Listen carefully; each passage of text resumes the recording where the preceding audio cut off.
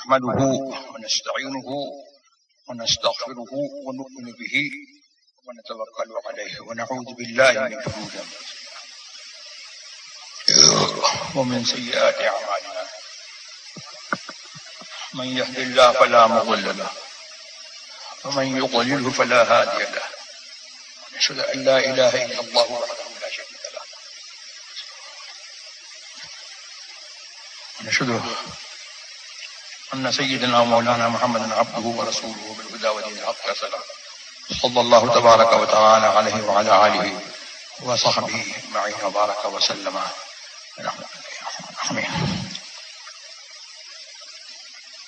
أما بعد فأعوذ بالله من الشيطان الرجيم.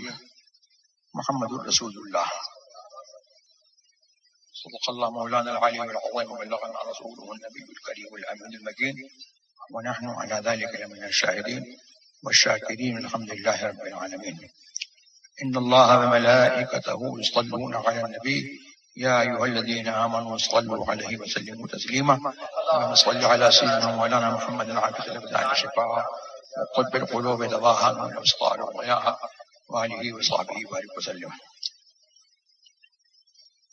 درود شریف سنائیے. اللهم صل على سيدنا مولانا محمد عبد الأبدان شفاء وقلب القلوب دواها غوث اعظم بمن بسر اسامہ مدد قبلہ دی مدد کعبہ امام مدد انتظار کرم تست من عین رائے خدا جویو خدا بینو خدا دا مدد. وقت بہت ہو چکا ہے اور تھوڑی سی مسافت طے کرنے کے لیے ٹریفک کے مراحل سے گزرنا پڑتا ہے اور بہت وقت لگتا ہے. تو اس لحاظ سے ہم لوگ بہت دور سے آئے ہیں اور بہت دور ہم کو جانا بھی ہے اور کل بھی کچھ مصروفیات ہیں اور دوسرے دن بھی مصروفیات ہیں.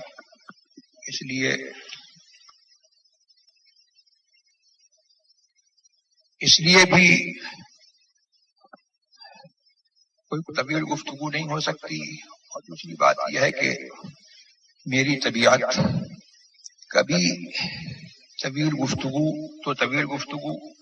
مختصر گفتگو کے لیے بھی پہلے سے آمادہ نہیں ہوتی.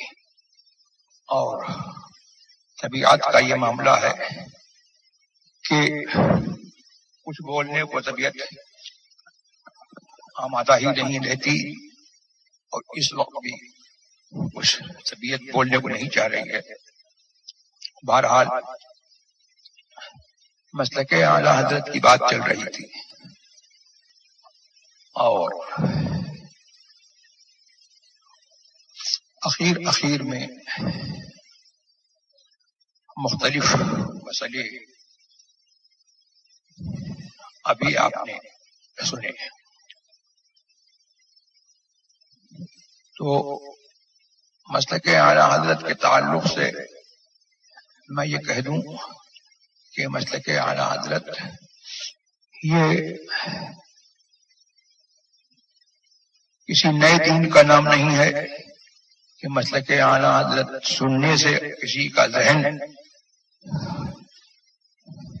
اس طرف جائے کہ یہ اعلی حضرت کا نکالا ہوا ان کا چلایا ہوا ایجاد کیا ہوا کوئی مسلک ہے. ایسا نہیں ہے بلکہ یہ وہی مسلک ہے جس کا دوسرا نام مسلک اہل سنت ہے. اور اگر آپ یوں دیکھیں تو اصل دین جو ہے وہ محمد رسول اللہ کا دین ہے, اللہ کا دین ہے. اور مسلک اہل سنت بھی اس اعتبار سے یہ نئی اصطلاح ہے جو حضور کے زمانے میں نہیں تھی. اس اعتبار سے کہ جو چیز حضور کے زمانے میں نہیں تھی تو اس کو اگر میں یہ کہہ دوں کہ مسلک اہل سنت بھی بدعت ہے تو بیجا نہیں ہے. لیکن بدعت کے تعلق سے ہمارا ذہن وہ نہیں ہے جو اہل بدعت کا ہے.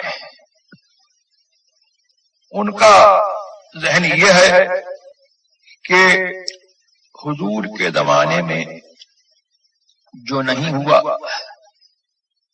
وہ سب کا سب ناجائز حرام بلکہ شرک. تو یہ ہمارا ذہن ایسا نہیں ہے، بلکہ ہمارے دین نے ہم کو یہ بتایا کہ حضور سرور عالم صلی اللہ تبارک و تعالی وسلم کی حیات ظاہری میں جو ہوا اور حضور نے اس کو مقرر رکھا،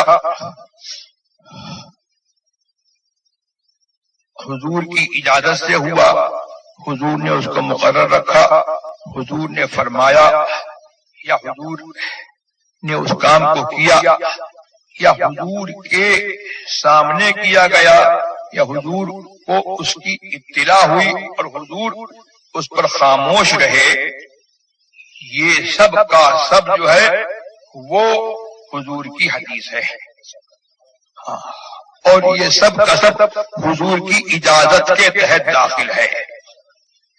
اب اس میں آخری بات یہ کہ جس پر حضور خاموش رہے، جس پر حضور خاموش رہے، جس سے حضور نے منع نہ فرمایا، وہ حضور کی اجازت کے تحت داخل ہے.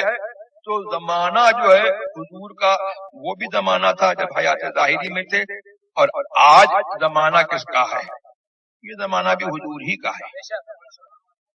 یہ زمانہ بھی جو ہے وہ حضور ہی کا ہے. یہ اوروں کا ذہن ہوگا، ان کے یہاں جو ہے وہ تقسیم ہوگی کہ وہ زمانہ حضور کا تھا، یہ زمانہ حضور کا نہیں ہے. لیکن ہم اہل سنت والجماعت کا جو ہے یہ ماننا ہے اور ہمارا ایمان ہے، ہمارے ایمان کی آواز یہ ہے کہ ہر زمانہ حضور کا، وہ زمانہ حضور کا، یہ زمانہ حضور کا، اور قیامت تک سب زمانہ حضور کا. اور حضور جو ہے کل بھی تھے، حضور آج بھی ہیں، حضور کل بھی رہیں گے. اور پھر کیسے وصف رسالت کے ساتھ جیسے تشریف فرماتے دنیا میں، ایسے ہی جو ہے وصف رسالت کے ساتھ جو ہے آج بھی جو ہے موجود ہیں، اور کل قیامت تک جو ہے اللہ کے رسول رہیں گے. اب میں بہت سمپل بول رہا ہوں. اب یہاں پر جو ہے ہمارے درمیان میں، ان کے درمیان میں جو ہے کلمہ جو ہے وہی فیصلہ کرتا ہے. اس لیے کہ ہم جس کا کلمہ پڑھتے ہیں لا الہ الا اللہ محمد الرسول اللہ، اللہ کے سوا کوئی معبود نہیں، محمد الرسول اللہ، محمد اللہ کے رسول ہے. تو یہ کلمہ خود بتا رہا ہے کہ جیسے کل تھے زندہ آج بھی زندہ ہیں، جیسے کل رسول تھے آج بھی رسول ہیں، اور پھر جیسے جو ہے آج رسول تھے، کل رسول تھے، آج رسول ہیں، کل بھی رسول رہیں گے اور کل بھی زندہ رہیں گے. تو زندہ ہے، تو زندہ ہے واللہ، تو زندہ ہے واللہ، میری چشم عالم سے چھپ جانے والے. تو جس بات سے حضور نے منع نہیں فرمایا وہ ناجائز اور حرام نہیں ہو سکتی. اور وہ سب کا سب جو ہے وہ حضور کی حدیث کے حکم میں ہے، چاہے وہ حضور کی حیات ظاہری میں ہوا ہو، جس کو حضور نے جو ہے مقرر رکھا، یعنی اس کو منع نہیں فرمایا، حیات ظاہری میں منع نہیں فرمایا، وہ بھی حضور کی حدیث ہے، وہ بھی حضور کی سنت ہے. اور جس کو حضور نے جو ہے آج منع نہیں فرمایا، ان کی شریعت میں، ان کے رول میں جو ہے اس پر جو ہے پروہیبیشن نہیں ہے، اس پر ممانعت نہیں ہے، وہ بھی حضور کی سنت ہے. تو مسلک اہل سنت والجماعت جو ہے یہ اس اعتبار سے کہ حضور کے زمانے میں نہیں تھا یہ بدعت ہے، لیکن اس اعتبار سے کہ حضور نے اس کہنے سے منع نہیں فرمایا یہ عین سنت کے مطابق ہے. ہاں، اور اس سے پتہ لگا کہ بدعت جو ہے اچھی بھی ہوتی ہے اور بری بھی ہوتی ہے. ہر بدعت بری نہیں ہوتی بلکہ بدعت اچھی بھی ہوتی ہے اور بری بھی ہوتی ہے. حضور کے زمانے میں یہ بات کہ صاحب حضور کے زمانے میں جو ہوا، جو حضور کے زمانے میں نہیں ہوا وہی بدعت ہے. اس کا مطلب ہے کہ جو حضور کے زمانے میں ہوا وہ سب اچھا ہے.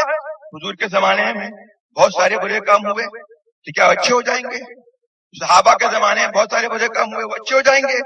تابعین کے زمانے میں بہت سارے برے کام ہوئے، اچھے ہو جائیں گے؟ نہیں. مدار و مدار یہ ہے کہ شریعت نے جس کام کو برا کہا وہ برا، حضور کے زمانے میں ہوا ہو یا حضور کے بعد جو ہے حضور کے حیات ظاہری کے بعد جو ہے قیامت تک وہ کام ہو وہ برا رہے گا. اور جس سے اللہ رسول نے منع نہیں فرمایا وہ جائز ہے، اور اگر وہ کام جو ہے ایسے قواعد کے ساتھ کے تحت اور ایسے رول کے تحت داخل ہے کہ جو نیکی کے خیر کے اصول ہیں ان اصول کے تحت داخل ہے تو وہ کام اچھا ہے۔ تو یہ جو ہے مسلک اہل سنت والجماعت، یہ بھی جو ہے نئی اصطلاح، یعنی صحابہ کے زمانے میں نہیں تھی، رسول کے زمانے میں نہیں تھی، اور صحابہ کے زمانے میں نہیں تھی، لیکن اس کے بعد جب لوگوں میں بدعتیں پھیلی اور ناجائز عقیدے، غلط خیالات جو ہے لوگوں میں رائج ہوئے، تو اہل سنت والجماعت نے، سچے اسلام والوں نے جو ہے اپنی پہچان مقرر کی کہ اہل سنت والجماعت کہلائے۔ اور اہل سنت والجماعت کے دو گروہ ہوئے، ایک ابو منصور ماتریدی کے پیرو اور دوسرے گروہ کے امام حضرت ابو الحسن اشعری۔ تو ہمارے امام اہل سنت ابو منصور ماتریدی ہیں، اس اعتبار سے جو ہے ہم تمام علماء اور عوام اعلیٰ حضرت اور اعلیٰ حضرت کے متبصرین مریدین اور اعلیٰ حضرت کے مسلک پر چلنے والے، یہ سب جو ہیں ان سب کے امام جو ہیں وہ کون ہیں؟ ابو منصور ماتریدی ہیں۔ تو اب مسلک اہل سنت والجماعت، یہ جو ہے اہل حق کی پہچان اس زمانے سے مقرر ہوئی، پھر ہر زمانے میں پہچانیں ہوتی رہیں، بدلتی رہیں، یہاں تک کہ اس زمانے میں مسلک اہل سنت جو ہے اس نام سے، مسلک اعلیٰ حضرت کے نام سے جو ہے پہچانا جاتا ہے۔ جب اعلیٰ حضرت کا نام آ جاتا ہے تو اب جو ہے وہ یہ ذہن جو ہے خود جو ہے اس بات کی طرف پھرتا ہے کہ اہل سنت والجماعت وہ لوگ جو اعلیٰ حضرت عظیم البرکت فاضل بریلوی رضی اللہ تبارک تعالیٰ عنہ کی تشریحات کو اور ان کی تشریحات کو، اور جو ان کے عقائد پر جو لوگ ہیں جن کو عوام کی زبان میں جو ہے بریلوی کہا جاتا ہے، یہ اہل حق۔ تو یہ اللہ کا بڑا فضل ہے کہ اعلیٰ حضرت کو اللہ تعالیٰ نے اس زمانے میں معیار حق بنایا۔ اور یہ بات ایسی نہیں ہے کہ اس بات کو جو ہے کچھ ہندوستانیوں نے جو ہے روایت دے دیا، یہ جو ہے خدا کی دین ہے، انہوں نے رسول اللہ کے دین کی خدمت کی، اللہ کے دین کی خدمت کی، تو جہاں سے دین نکلا وہاں کے علماء نے جو ہے یہ معیار بنایا۔ حضرت علامہ مغربی کہتے تھے کہ ہمارے پاس اگر کوئی شخص آتا ہے تو ہم اس سے جو ہے سوال کرتے ہیں ہندوستان سے، سألناہ عن الشیخ احمد رضا، اذا جاء رجل من الهند سألناه عن الشيخ احمد رضا فإن مدحه علمنا انه من اهل السنة وإن ذمه علمنا انه من اهل البدع۔ اگر ہندوستان سے ہمارے پاس کوئی آتا ہے تو ہم اس سے امام احمد رضا کے بارے میں پوچھتے ہیں کہ ان کے بارے میں کیا کہتے ہیں، ان کی تعریف کرتا ہے تو ہم سمجھ لیتے ہیں کہ یہ اہل حق میں سے ہے، اہل سنت میں سے ہے، اور اگر ان کی برائی کرتا ہے تو ہم سمجھ لیتے ہیں کہ یہ اہل باطل میں سے ہے۔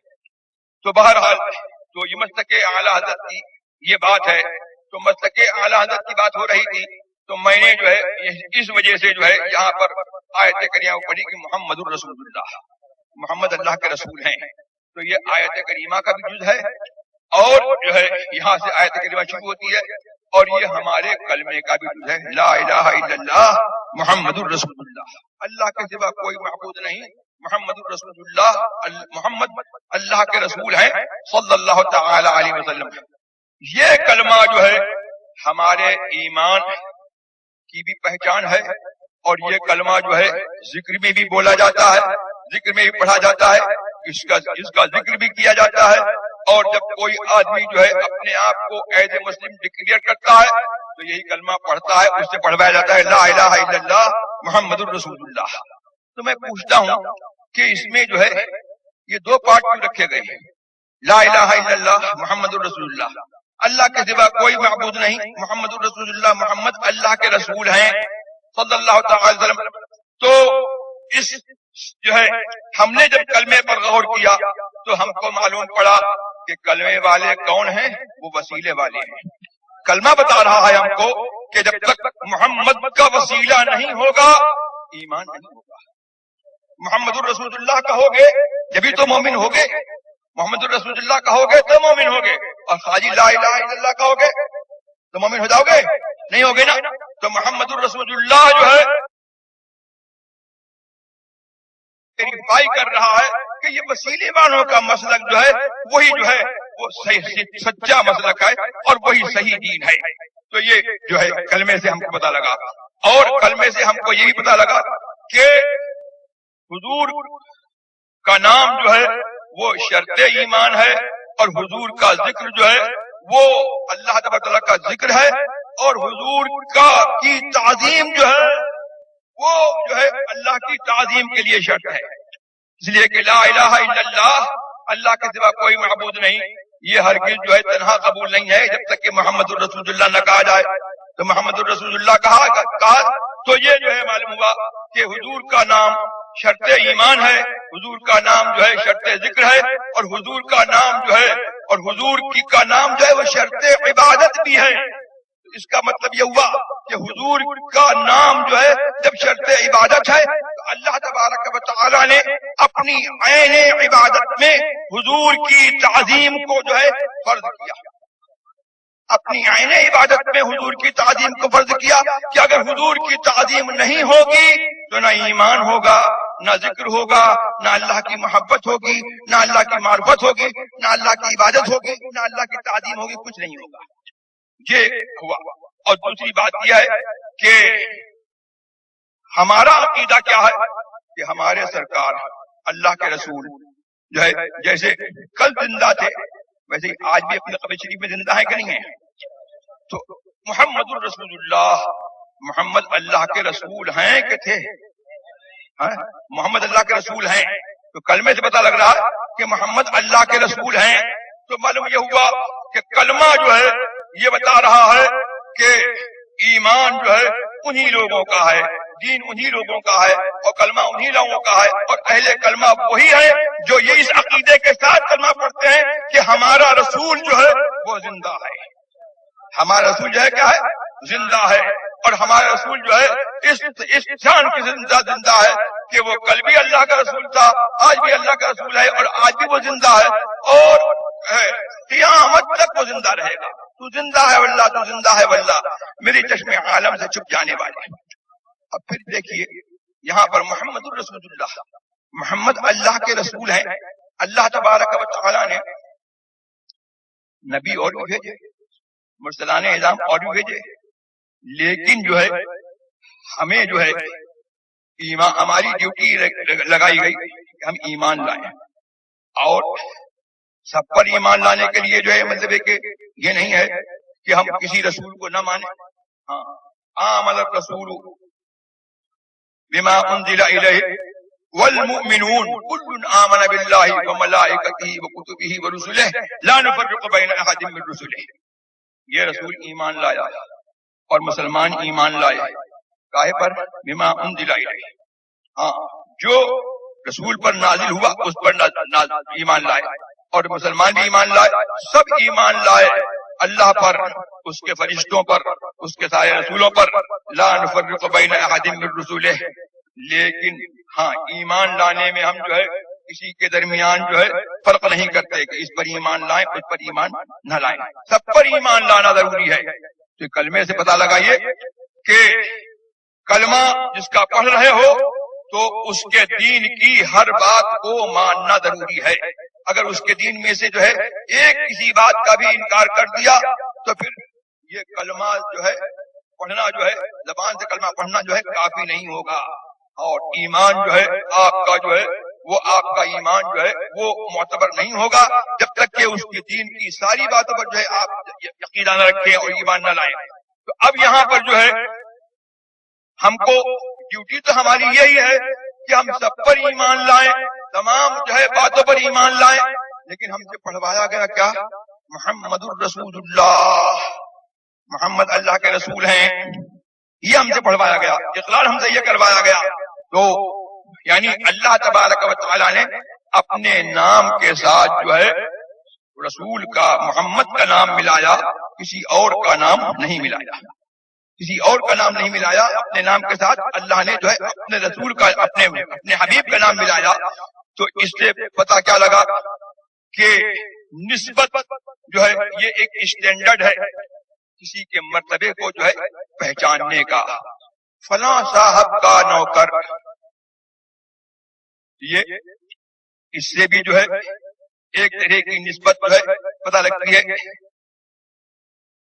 عاقب کا نوکر، اس کے بعد جو ہے آپ اور پڑھیے، امیر کا نوکر، حاکم کا نوکر، بادشاہ کا نوکر، وزیر اعظم کا نوکر، اس میں فرق ہے کہ نہیں ہے؟ ایک عام آدمی کے نوکر جو ہے اسے جو ہے تعظیم نہیں مل جاتی، لیکن ہم نے کہا وزیر کا نوکر، بادشاہ کا نوکر تو تعظیم سمجھ میں آتی ہے. یہاں پر جو ہے اللہ تبارک و تعالیٰ نے جو ہے فرمایا محمد الرسول اللہ، محمد اللہ کے رسول ہیں. اللہ سے کوئی بڑا ہے؟ اللہ سے بڑا کوئی نہیں ہے، اللہ سے بڑا کوئی نہیں ہے. اللہ نے جو سب سے بڑا ہے اس نے جو ہے اپنے نام کے ساتھ جو ہے محمد کا نام ملایا ہے، اور وہ بھی جو ہے وصف رسالت کے ساتھ ملایا ہے. وصف رسالت کے ساتھ جو ہے محمد کا نام ملایا ہے.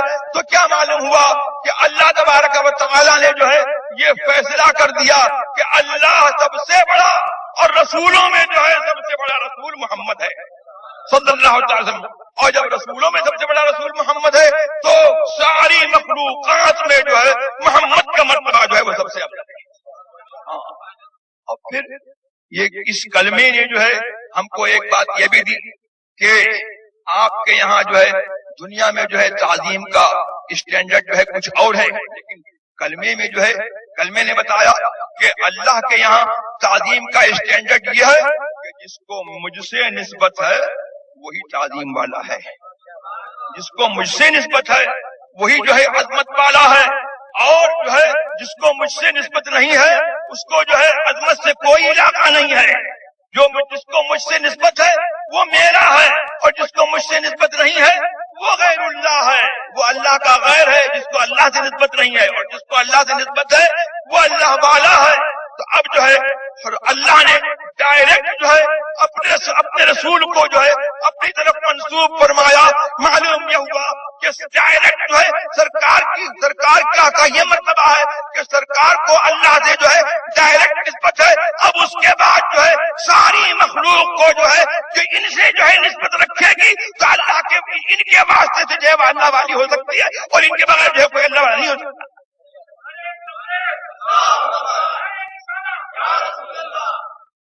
تو یہ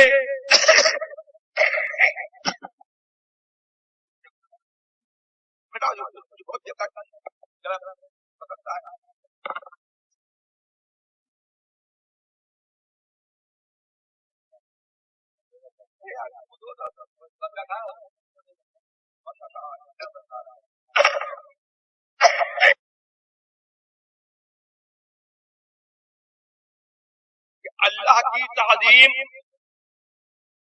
ڈائریکٹ نہیں ہو سکتی. اللہ کی تعظیم یہی ہے اور اللہ کا ذکر یہی ہے کہ اس کے محبوبوں کی اور اس کے برگزیدہ بندوں کا ذکر کرے اور ان کی تعظیم کرے. تو اللہ نے جن کو اپنی بارگاہ میں مقرر کیا ہے اور رسول کے واسطے سے ان کو جو ہے نسبت دی ہے، براہ راست اللہ نے جو ہے رسول کو اپنی بارگاہ سے منسوب کیا اور اپنی بارگاہ کا مقرر کیا، اور اس کے بعد جو ہے تقرب ان کے اوپر ختم، رسالت بھی ان کے اوپر ختم، اور اللہ کی کلوزنس اور اللہ سے نزدیکی وہ بھی ان کے اوپر ختم. اب جو اللہ کا مقرر بننا چاہتا ہے یا اللہ کے یہاں جو ہے کوئی مرتبہ لینا چاہتا ہے تو اس کے لیے جو ہے یہ ضروری ہے کہ وہ نسبت اپنی جو ہے رسول سے قائم کرے. تو اللہ نے رسول اللہ کو جو ہے اپنی بارگاہ کا وسیلہ بنایا اور رسول اللہ کو جو ہے سب کا وسیلہ بنایا.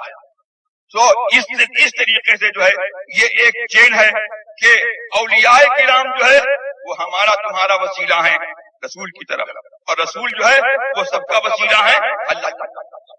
رسول جو ہے محمد صلی اللہ علیہ وسلم یہ سب کا وسیلہ ہے، اپنوں کا وسیلہ ہے، پچھلوں کا وسیلہ ہے، نبیوں کا وسیلہ ہے، رسولوں کا وسیلہ ہے. یہ سب کا وسیلہ جو ہے اللہ کی بارگاہ میں ہے، اور یہ انبیاء و مرسلین جو ہے اپنی اپنی امتوں کا وسیلہ ہیں، اور ہماری امت میں جو ہے جو اولیاء کاملین ہیں، علماء عاملین ہیں، یہ ہمارا تمہارا جو ہے وسیلہ ہے. تو مسلک اعلی حضرت جو ہے یہ توسل والوں کا دین ہے، وسیلے والوں کا دین ہے اور تعظیم والوں کا دین ہے. اور یہ جو ہے دین کس کا ہے؟ یہ دین جو ہے وہ ذکر والوں کا دین ہے. اور اللہ کا ذکر جو ہے وہ کن کو ملتا ہے؟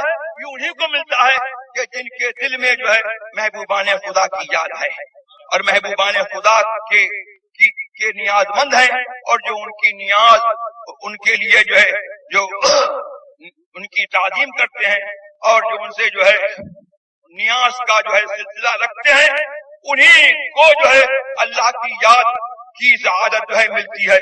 اور جن کا جو ہے جو واسطہ جو ہے بزرگان دین سے نہیں ہے تو وہ زبان سے جو ہے کلمہ پڑھیں لیکن ان کی کلمہ گوئی جو ہے وہ ان کے لیے جو ہے فائدہ مند نہیں ہے.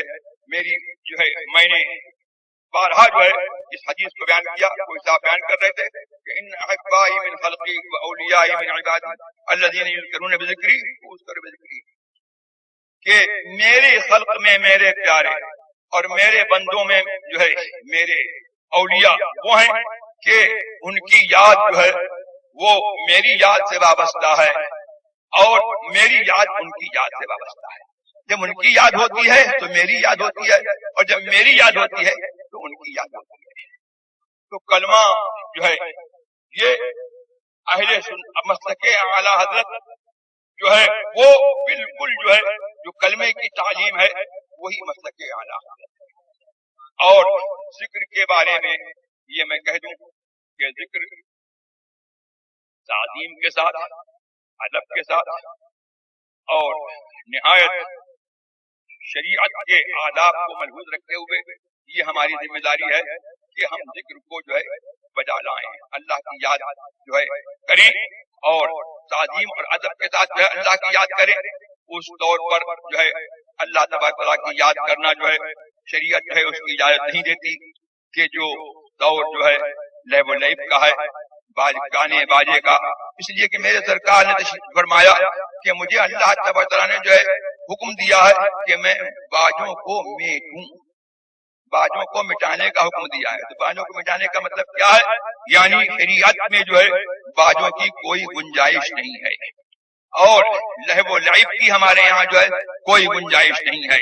نکاح کے لیے جو ہے ضرور اعلان کے طور پر، وہ بھی لہو و لعب کے طور پر نہیں بلکہ کہ نکاح ہو رہا ہے تو نکاح کے لیے جو ہے ضرور جو ہے وہ دف کی اجازت آئی کہ اعلنوا ھذا النکاح واضربوا علیہ بالدفوف، اس نکاح کا اعلان کرو. اور اس کا طریقہ بتایا کہ جب نکاح ہو تو ڈھول بجاؤ، لیکن اس ڈھول میں بھی جو ہے وہ کون سے ڈھول کی اجازت تھی؟ جس میں گھنگرو نہ ہو، دھپ دھپ جو ہے آواز جو ہے بہت ہی بھدی آواز جو ہے مطلب کہ جس سے نکلتی ہے اور اس سے جو ہے مدھر آواز، سریلی آواز، گھنگرو والی آواز میں نہیں ہو، وہ اس ڈھول کی جو ہے اجازت تھی. لیکن ہمارے علماء نے جب یہ دیکھا کہ لوگوں نے اس دف کو جو ہے لہو و لعب کے لیے اور اپنے طرف کے لیے اور ناجائز طور پر جو ہے وہ کفار و منافقین اور بد ادبار لوگوں سے مشابہت کے طور پر جو ہے انہوں نے جو ہے اس میں جو ہے بہت ساری شکلیں نکال لی اور بہت ساری وسعت پیدا کر دی اور اس کو استعمال کرنے لگے. تو اعلیٰ حضرت نے کتاب لکھی، یہ ہٹا دیجیے میرا جس میں اعلیٰ حضرت نے ثابت کیا کہ اب اس دف کی بھی مطلقاً اجازت نہیں ہے. اور حضور سرور عالم صلی اللہ تبارک و تعالی علیہ وسلم نے کبھی اپنی نعت، ذکر تو ذکر ہے، اپنی نعت کو بھی جو ہے لہو و لعب کے طور پر اور گانے کے طور پر آپ نے جو ہے اس کی اجازت نہیں دی. حضور کی خدمت میں ایک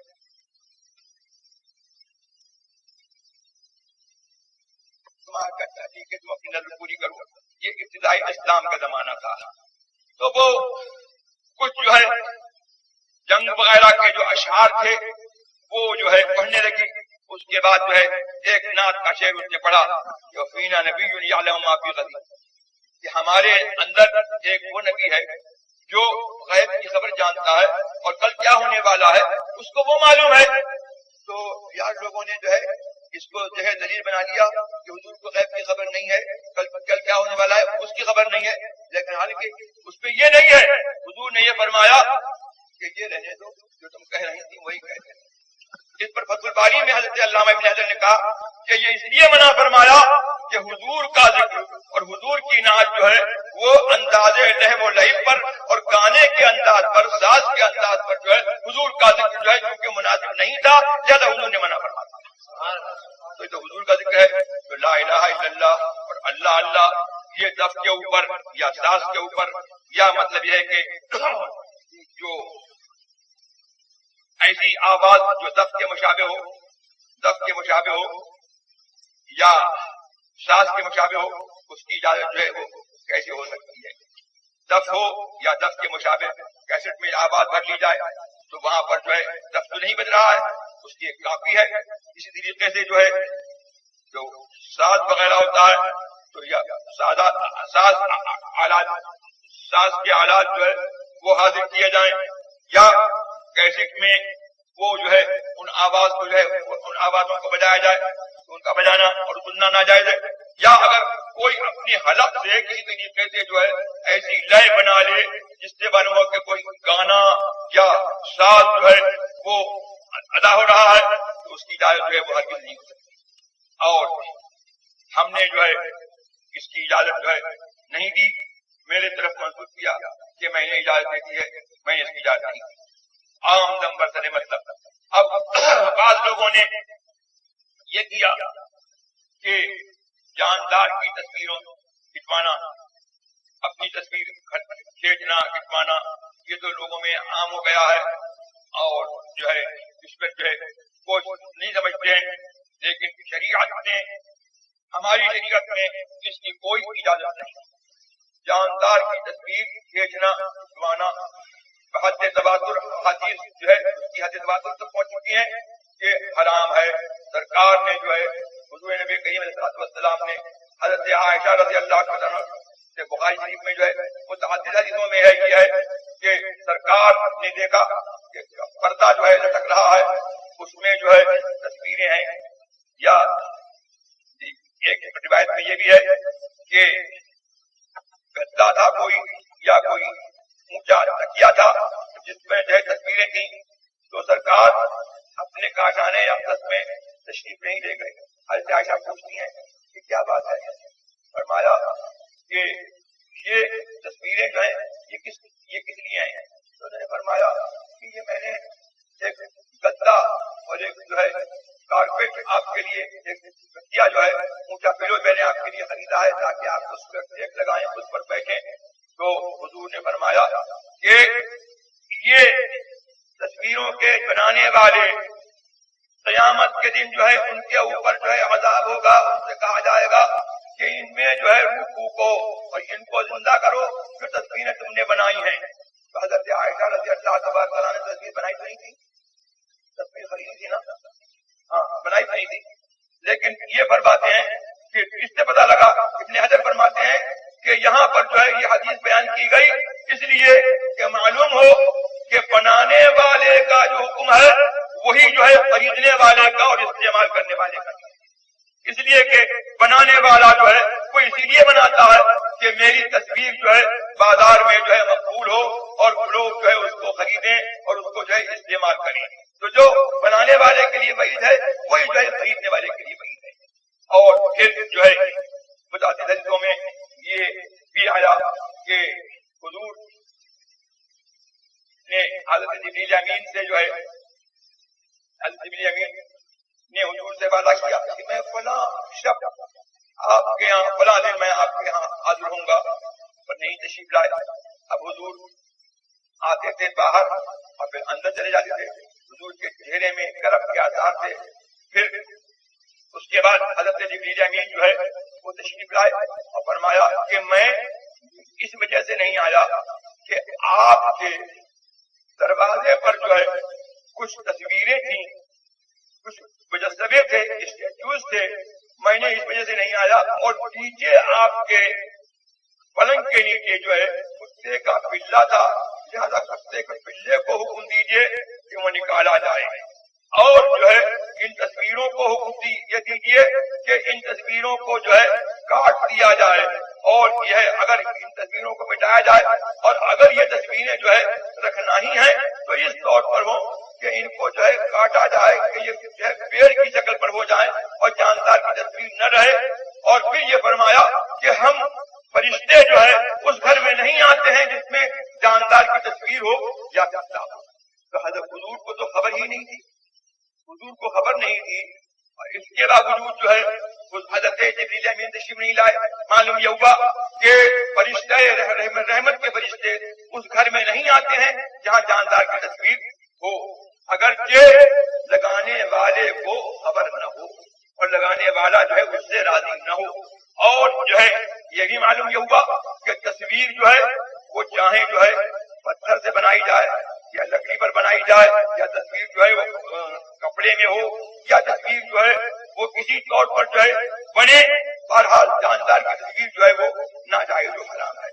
اب کچھ لوگ جو ہے وہ یہ کہتے ہیں کہ دینی اغراض کے لیے اور مولانا لوگوں کی یا پیر لوگوں کی جو ہے تصویروں کو جو ہے کھنچوانا اور اس کو جو ہے بنوانا جو ہے وہ جائز ہے، اس لیے کہ تبلیغ کا ذریعہ ہے۔ میں پوچھتا ہوں کہ انبیاء کرام اور حضرت مریم اور حضرت نوح علیہ السلام کے بعد جو ہے کچھ جو صالحین تھے، جو حدیث میں آیا ہے کہ یغوث یعوق نصر، یہ لوگ اولیاء کے نام تھے، تو ان کی تصویروں کو جو ہے انہوں نے لوگوں نے، شیطان نے کہا کہ ان کو جو ہے بناؤ، ان تصویروں کو بناؤ۔ انہوں نے جو ہے تصویروں کو بنایا، بنانے کے بعد جب ان کو رکھا تو پھر شیطان نے کہا کہ یہی تمہارے جو ہے وہ خدا تھے، خدا جو ہے وہ ان کو جو ہے پوجنے لگے، حضور نے جو ہے ان پر جو ہے لعنت فرمائی۔ تو میں پوچھتا ہوں کہ انبیاء کرام کی تصویریں اور حضرت مریم کی تصویر جو کعبے میں تھی، حضور تشریف نہیں لے گئے جب تک کہ ان تصویروں کو مٹا نہیں دیا گیا، اور جو ہے تو اگر تبلیغ کے لیے جو ہے یہ تصویریں جو ہے کارگر ہو سکتی تھی تو ان اولیاء کی تصویریں اور انبیاء کی تصویریں جو ہے ان کو بیچے کا حکم کیوں دیا گیا ہے؟ اس سے پتا لگا کہ تصویر کا ہماری شریعت میں جو ہے کوئی جو ہے دخل نہیں ہے، اور ہمارا دین جو ہے وہ لہو و لعب کا دین نہیں ہے۔ ہمارا دین جو ہے وہ جو ہے اس کو لہو و لعب بنانا اور کھیل تماشا بنانا جو ہے وہ جائز نہیں ہے۔ زیادہ جو ہے جن صاحب نے جو ہے اس سلسلے میں جو ہے ابھی ذکر کیا، میں ان کو مبارکباد دیتا ہوں، اور ہمارا الحمدللہ یہی مسلک ہے۔ ہمارا معاملہ یہ ہے کہ ہمارا عمل جو ہے اگر شریعت کے خلاف ہے تو ہم جو ہے یہی کہیں گے کہ یہ ہمارا عمل ہے، لیکن ہم اپنا فتویٰ جو ہے اپنے عمل کی وجہ سے نہیں بدلیں گے، اپنا فتویٰ اپنے عمل کی وجہ سے نہیں بدلیں گے۔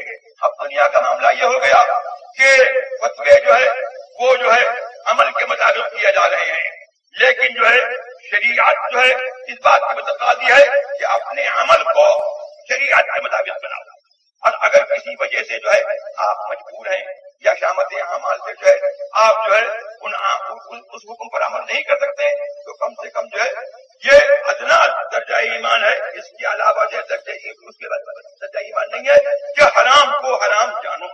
اللہ تبارک و تعالیٰ ہمیں اور آپ کو سب کو اہل سنت جماعت کے مسلک پر قائم رکھے، اور جو ہے شریعت کے اصول پر اور شریعت کے